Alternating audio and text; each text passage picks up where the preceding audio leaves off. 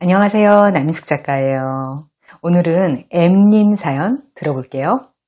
저는 30대 후반 워킹맘입니다. 저는 결혼 전부터 일상 기록을 위해 인스타그램을 하는데요. 몇 개월 전부터 친한 친구의 피드가 너무 보기 싫습니다. 친구가 인스타그램에 재미를 붙여서 요즘 팔로워가 많이 늘었는데요. 친구가 자꾸 불편한 피드를 올립니다. 왜 그런지는 모르겠는데 그 친구가 제 기준 비호감인 내용을 자꾸 올려요. 똑같은 모습을 모르는 사람이 올리는 건 괜찮은데 그 친구가 올린 것만 보면 기분이 나빠지고 짜증이 확 나는데 이유를 모르겠습니다. 피드 성격 자체도 그렇긴 하지만 알 수 없는 섭섭한 감정을 느낄 때도 있어요.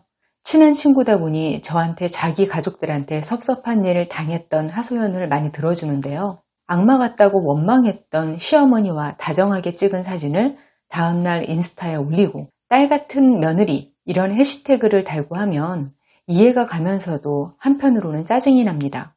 친구는 실제로 만나면 좋은 사람입니다.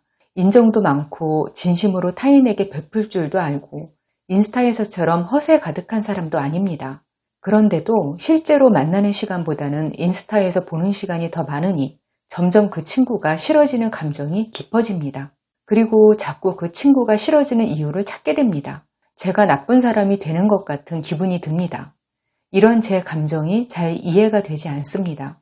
그 친구를 인스타에서 차단하고 싶기도 하지만 친구들 안부를 서로 인스타로만 묻는 무리에 속해 있어서 금방 들킬 게 뻔해요. 사실 이거 하나로 인스타그램 어플 지우고 안 하고 싶진 않거든요. 일과 사생활 모두에서 유용하게 사용하고 있어서요.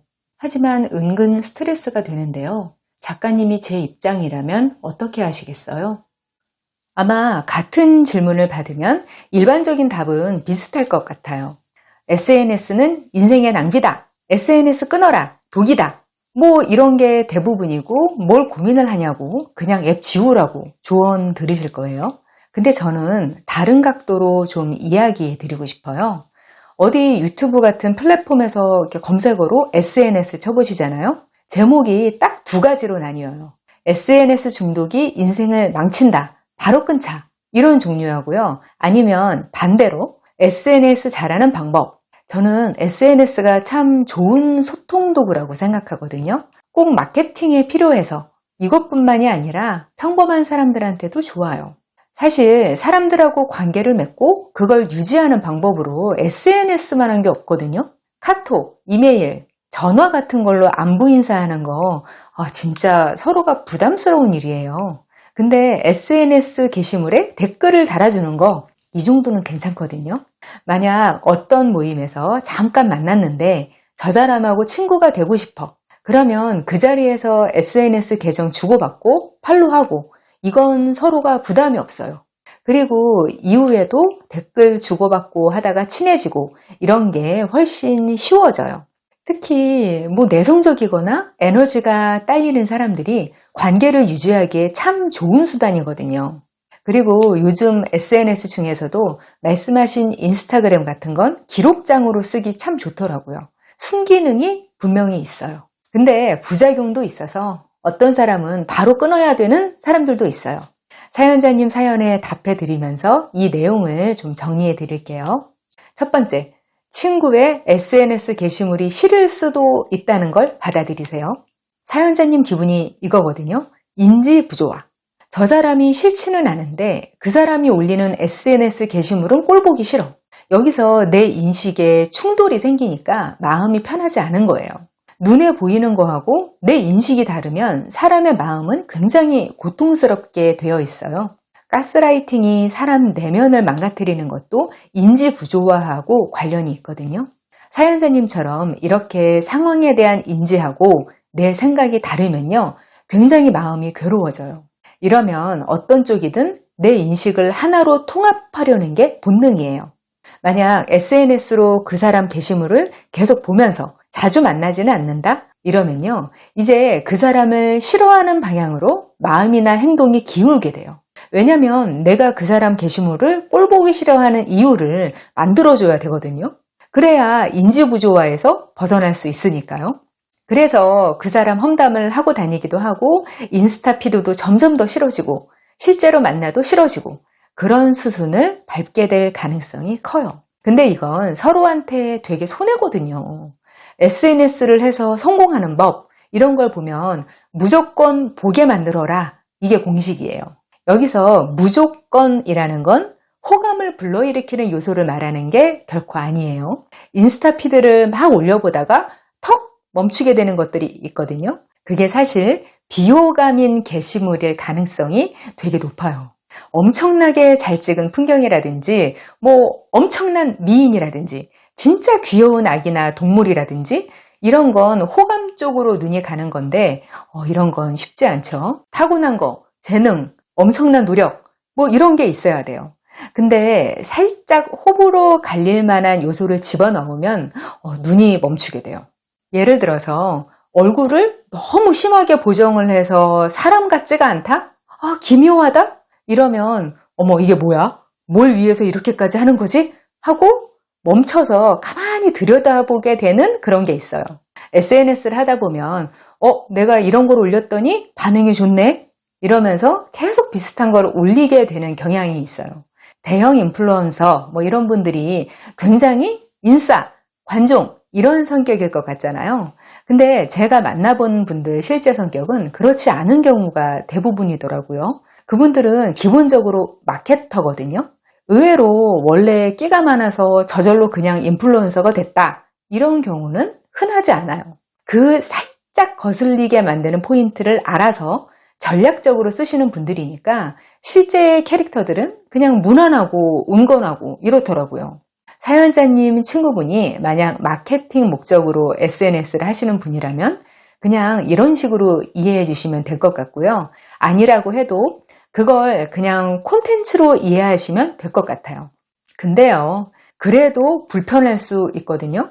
왜냐면 그 거슬리는 포인트가 사람마다 다 다른데 똑같은 거라도 재밌는 자극으로 느끼는 사람이 있고 아주 꼴 보기 싫은 사람이 있어요. 이건 그냥 취향이에요. 사연자님 친구분 인스타 피드 충분히 싫을 수 있거든요. 그러면 인지 부조화 때문에 그 친구를 진짜로 싫어하게 되기 전에 그분 인스타 계정을 좀 멀리 하세요.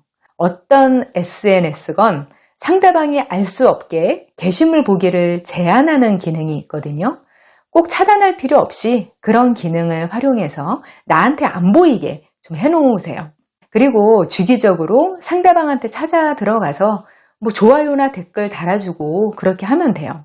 그게 내가 피드 올리다 취향 아닌 게시물을 확 맞닥뜨렸을 때하고 내가 마음의 준비하고 일부러 찾아서 봤을 때하고는 마음이 다르거든요.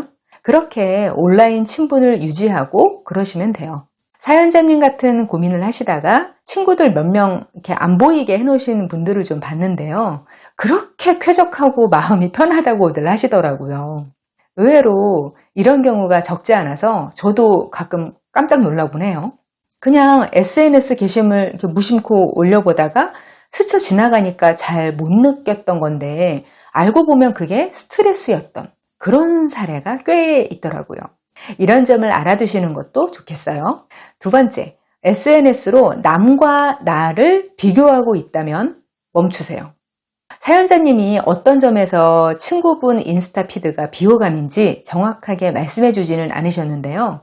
그게 보편적 취향의 문제면 앞서 말씀드린 방법으로 해결이 가능해요.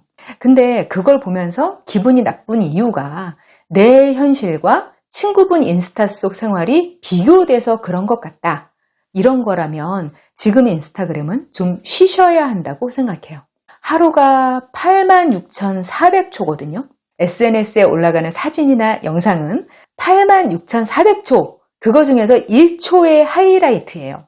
그걸 희노애락이 다 섞여 있는 나만 느끼는 일상하고 비교하면 안 되죠. 근데 그걸 머리로는 다 알면서도 자꾸 내가 초라해지는 것 같다. 이렇게 느끼실 수 있거든요. 그러면 이제 SNS의 순기능을 좀 포기하고 자기 삶에 집중하셔야 될 때인 거예요. 원래 남과 비교하는 건 참 보편적인 심리 기제이기도 해요. 비교해서 내가 못한 것 같으면 더 노력해서 더 나아지기도 하고 이런 좋은 점이 있기 때문에 사람의 마음이 이 기능을 퇴화시키지 않고 남겨놓은 거예요. 근데 나도 저렇게 해야지 이런 마음이 아니라 나는 왜 이럴까? 이런 식으로 자기 파괴적으로 흐르는 건 문제예요. 자아에 문제가 있을 때 이런 문제가 생기더라고요. 자아가 튼튼하고 안정된 사람들은요, 남과 나를 분리해서 생각하는 게 가능해지거든요. 만약 친구가 창업을 해서 부자가 됐어요. 그러면 와, 좋겠다, 대박, 이러고는 다 잊고서 빨리 자기 삶으로 돌아오는 게 맞아요. 그냥 내 일 열심히 하고 내가 좋아하는 사람들하고 뭐 할까 설레하고, 이런 게 건강한 거예요. 근데 이렇게 하지를 못하고 자꾸 내 인생이 초라하게 느껴지고, 친구가 특급 호텔 태판 요리 먹은 거 막 올렸던 거 생각하면서 지금 내가 돈가스 썰어 먹는 거 마음 아프게 생각하고, 이러면 확실히 문제가 있는 거라는 거죠. 이런 상태라면 SNS는 독이 되는 상태인 거니까 한동안 좀 쉬시면 좋겠어요. 이럴 때는 자신한테 집중해야 하는데요. 주로 자존감에 타격을 주는 인생 숙제를 떠안고 있는 상황일 수 있거든요. 금전 문제로 고생하고 있다든지, 배우자 때문에 자아가 훼손되고 있다든지, 뭐 아니면 커리어 문제로 애를 먹고 있다든지, 자꾸 자기 검열을 하게 되는 문제에 시달리고 있을 가능성이 크거든요. 이럴 때는 집중하고 노력해서 내 문제부터 어느 정도라도 개선을 하고 나 자신한테 회복 기간을 좀 줘야 돼요. 우울증 상태의 뇌는 나와 타인의 자아나 삶을 분리할 수 있는 능력이 떨어져요. 왜냐하면 객관적인 상황이나 사물에도 감정을 부여하게 뇌 구조가 변하거든요. 근데 그 감정이 주로 좋은 게 아니라 나쁜 감정이에요. 이게 무슨 말이냐면, 나하고 아무 상관없는 일에도 감정이입을 하면서 자꾸 나쁜 쪽으로 나 자신을 몰아가게 돼 있단 말이에요. 이런 상태라면 SNS로 남의 생활을 들여다보는 게 좋을 리가 없는 것도 당연하죠. 정리하면 SNS를 보다가 자꾸 내 삶과 비교하는 마음이 들고 내가 초라해지는 기분이 느껴진다. 이러면 빨리 알아차리시고 SNS에서 멀어지시는 게 좋겠다는 거 기억해 두시면 좋겠어요. 세 번째, 꼭 가족과 SNS 친구 맺으려고 하지 마세요. 이건 사연자님 사연하고는 다른 문제인데요. 배우자나 자녀가 SNS 친구 꺼려한다고 엄청 섭섭해하고 상처받는 분들이 계시거든요. 이건 좀 이해가 필요한 부분이 있어요. 우리 사연자님이 친구 인스타피드 때문에 고통받고 계시잖아요. 보고 싶지 않은 걸 봐야 하니까 고통스러운 거예요. 그게 가족이라고 해서 관련된 걸 다 보고 싶은 건 아니거든요. 기본적으로 SNS에서 나한테 띄워주면서 추천해주는 콘텐츠들은요, 내가 팔로우하거나 좋아요를 누르거나 그런 걸 기반으로 하는 거예요. 가족하고 친구 맺고서 SNS를 한다는 건 그런 취향까지 일부분 공유하게 되는 거예요. 예를 들어서 부모님이 트로트를 너무 좋아하셔서 SNS에서 트로트 가수 콘텐츠만 보세요. 그러면 아이돌만 좋아하는 내 피드에 자꾸 트로트가 뜬단 말이에요. 그리고 그것보다 더 문제되는 게 뭐냐면요, 사생활이 너무 드러나게 돼요.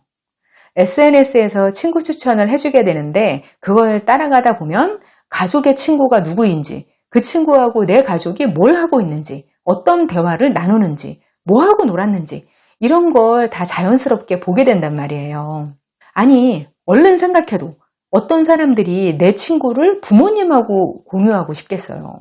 어떻게 보면 SNS는 일기장 훔쳐보는 것보다 더 내밀한 그 사람을 볼 수 있는 그런 수단이 되기도 해요. SNS를 좀 폐쇄적으로 하고 친교 수단으로 주로 사용하는 사람들은요, 이런 거 되게 경계하거든요. 전에 보니까 어떤 어린 친구가 페이스북에서 자기 이모를 친구로 받아줬더니 모르는 아저씨 아줌마들이 자꾸 친구 신청을 한다면서 질색하더라고요. 그때 막 웃기기도 하고 이해가 되기도 하고 뭔가 그렇더라고요. 다 똑똑한 알고리즘 때문에 일어나는 일이죠. SNS가 자주 못 보는 가족의 모습을 볼 수 있는 수단이 되는 건 좋죠. 원래 페이스북이 초기에 미국에서 잘 됐던 이유 중 하나가 이거라고 하니까요. 근데 한 집에 살면서 또는 자주 보면서 SNS 계정까지 공개하라고 하는 게 이게 곤란한 건 이런 이유가 있을 수도 있다는 것도 알아두시면 좋겠어요. 오늘은 SNS 사용법에 대해서 이야기를 나눠봤는데요. 이게 사람들이 말하는 것처럼 마냥 나쁜 것만은 아니거든요. 좋은 콘텐츠 잘 쓰면서 자기 성장에 쓰는 사람들도 많아요. 근데 이것도 내가 행복하자고 하는 거예요. 어떤 방식이든 SNS를 하면서 내가 행복하다고 느끼는 방향으로만 하세요. 피곤한 일 많은 세상인데 여기에서까지 뭘 참아야 할 필요 있나요? 우리 쑥쑥님들은 마음 편하고 재밌게 그리고 지혜롭게 SNS 잘 이용하시면 좋겠어요. 저와 더 깊은 소통을 원하시면 네이버 카페 어른성장학교로 오세요. 저는 다음 이 시간에 여기서 다시 만나요. 기다릴게요.